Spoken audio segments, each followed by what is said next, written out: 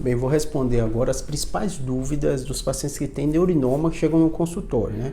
Obviamente, cada caso tem muita variação. Variação sobre o tamanho do tumor, a idade do paciente, a comorbidade que ele tem, os sintomas que ele tem, se é zumbido, se é desequilíbrio, né? Mas assim, de um modo geral, as dúvidas elas são parecidas, né? Por isso que na medicina, a gente quando começa a atender ou trabalha na hora específica, a gente já prevê as dúvidas e geralmente, pelo menos só assim, depois de ter o diagnóstico, da definição, eu já tenho o costume de responder essas perguntas logo depois e às vezes o paciente, obviamente, tem uma dúvida, tem outra, ele melhora um pouco ou tira a dúvida específica para o caso dele.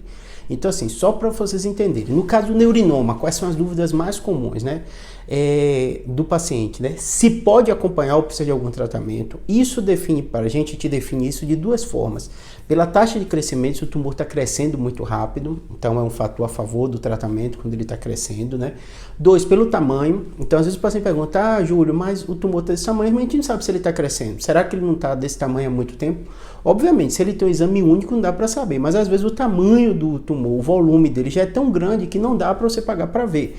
Principalmente por quê? Porque essas lesões elas ficam no ângulo ponto cerebelar e é um local que é muito próximo ao tronco. Então, às vezes, você aguardar para ver se está crescendo um tumor que já tem compressão ou que já está no tamanho grande é muito arriscado. E aí você opta pelo tratamento. Então, essa é uma das perguntas muito comuns, né? Se dá para aguardar ou precisa de um tratamento, né? Segunda pergunta muito comum: qual o melhor tratamento?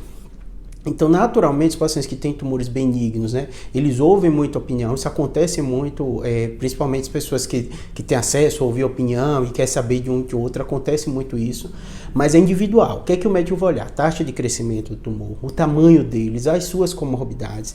Eu tenho um vídeo só falando aqui sobre radiocirurgia versus cirurgia no caso do neurinoma. Não é simples, é polêmico, tem um grande debate na literatura médica, mas quando você individualiza o caso, fica mais simples. Como assim, Júlio?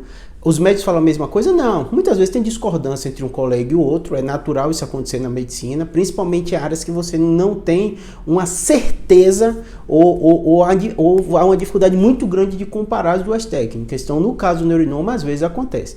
Mas tem casos muito clássicos, né? E muitos desses casos são clássicos. Por exemplo, um neurinoma muito pequeno no paciente idoso que está crescendo, né? Dificilmente vão optar por fazer uma craniotomia, uma cirurgia maior, um paciente anticoagulado, cardiopata que tem comorbidades, né? Um paciente jovem com tumor muito volumoso, obviamente vai ser consenso a cirurgia, né?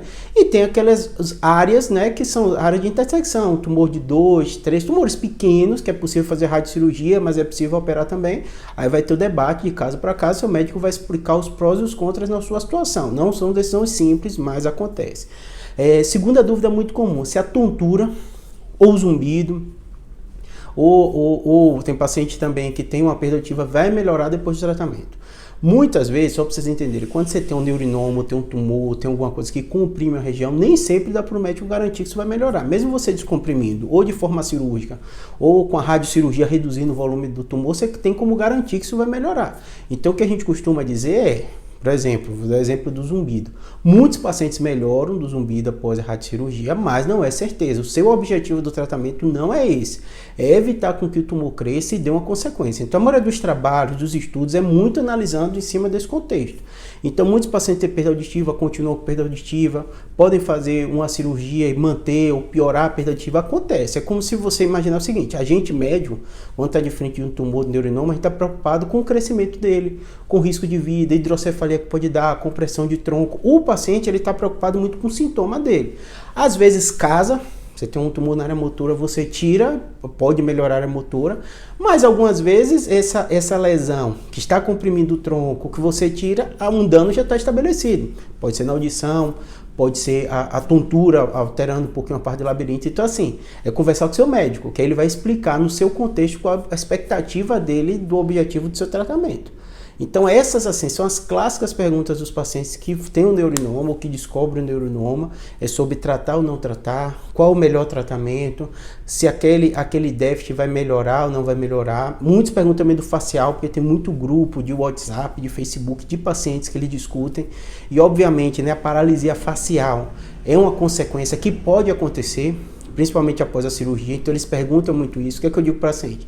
Depende da anatomia, depende da localização, depende do tamanho do tumor, mas fato é, todas as intercorrências que a gente olha do procedimento cirúrgico, uma das que acontece com incidência maior é o facial. Além disso, eu já falei da fístula licórica, né, e das complicações, mas não é maioria, nem todo mundo que vai acontecer, é de caso para caso, do tamanho do tumor, da dificuldade técnica, por onde o nervo facial passa, né? O que a gente faz e que tem melhorado muitos resultados é a monitorização do nervo facial. Isso dá uma segurança a mais, porque você está operando e está tendo o feedback do neurofisiologista na sala.